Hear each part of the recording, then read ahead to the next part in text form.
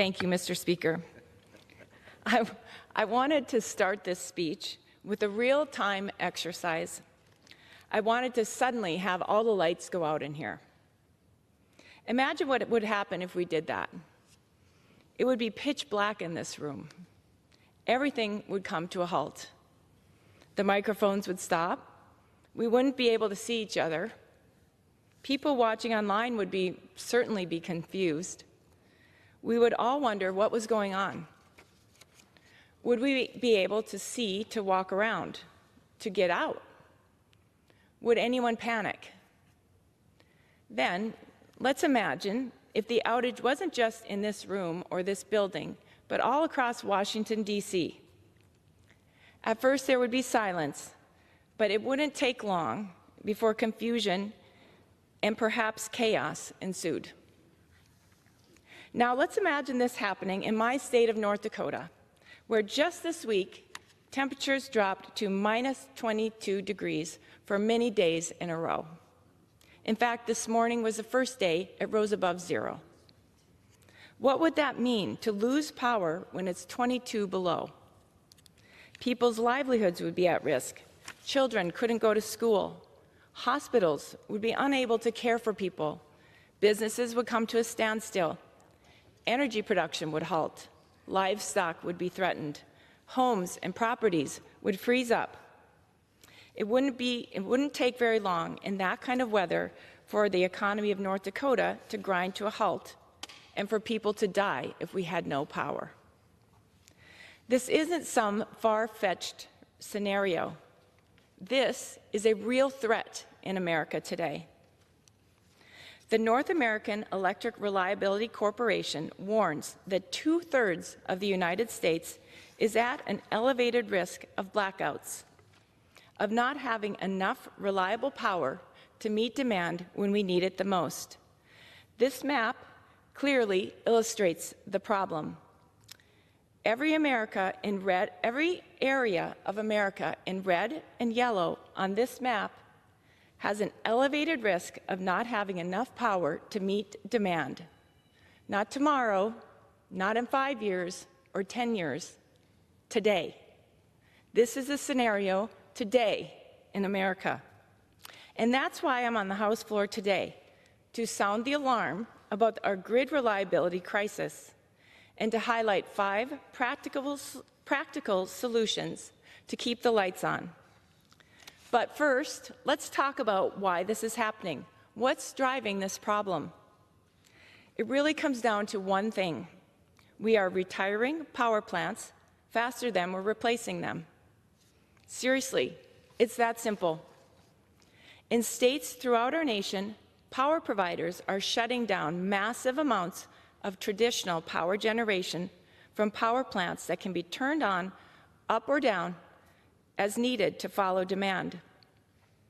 And they're retiring these generators faster than they're able to bring on new generators that can provide the same kind of always available power. Grid operators measure this availability in terms of capacity, and there are 2 kinds. First, there's installed capacity. That's the maximum amount of power a generator can churn out in the best conditions. For example, most wind farms in North Dakota have a nameplate capacity of 300 megawatts. Our largest coal-fired facility is 1,100 megawatts. Over on this chart, the blue line on top represents nameplate capacity. The second kind of capacity, the second term, is called accredited capacity. That's the amount of power that can be counted on regardless of conditions. Grid operators determine the value of accredited capacity. They look at a performance of a generator over time, how it works in different conditions, and they determine how much of that power can they rely on when they need it the most in any weather condition. That same wind farm would likely have an accredited capacity that is 30% of its nameplate capacity, or in a 300 megawatt wind farm, a fraction of that would be accredited capacity. The coal facility probably comes in at about 80 to 90% of nameplate capacity, so about 950 megawatts of accredited capacity. In the MISO market, this region here in red, that serves 15 states. Roughly 42 million Americans get their power in the MISO region. The operators in that region warn that the accredited capacity, the line on the bottom here, the red, is shrinking dramatically, even though we're spending a lot of money installing more and more generation on a nameplate capacity. You can see this clearly in these two lines. The top line, the blue, is nameplate capacity. Americans are paying for that to be installed. The red line below is accredited capacity. Americans are already paying for that too. The red line is what you can count on when times are tough, when it's 22 below. The blue line is questionable. That is dependent on the weather. If you ever wonder why your utility prices are rising, but you face more risks for blackouts or brownouts, this gap is why. That's why NERC keeps warning us with reports, forecasts, and maps like this. MISO is in the red zone on this map. All the yellow zones also have elevated risk.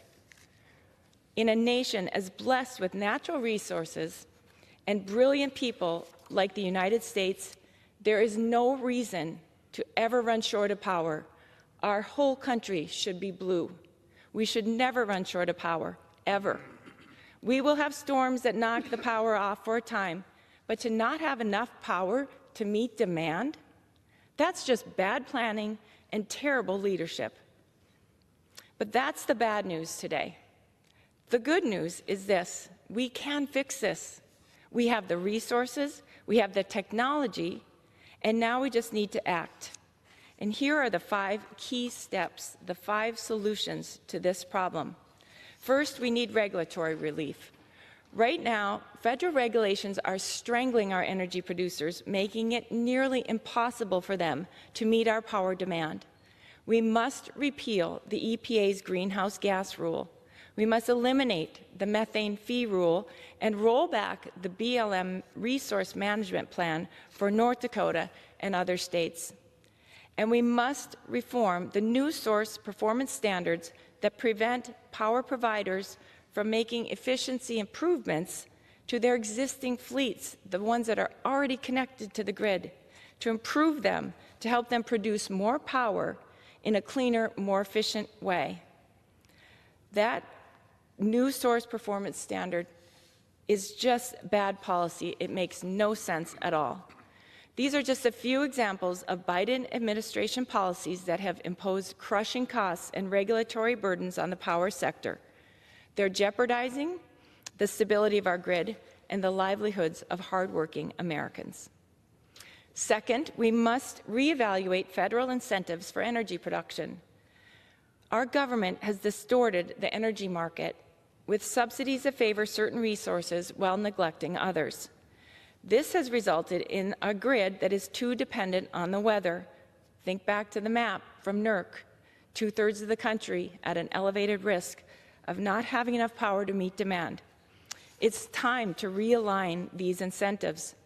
Today, our grid operators are calling for more dispatchable generation, more capacity. They want to fill that gap in those 2 lines that I showed earlier. Think of the MISO zone in red on my first map. MISO is desperate for more power resources that can be turned on when needed. But here is the stack of resources that are in line to connect with the MISO grid. You see this over time. It goes back to the year 2000, and it shows, back then there was a decent amount of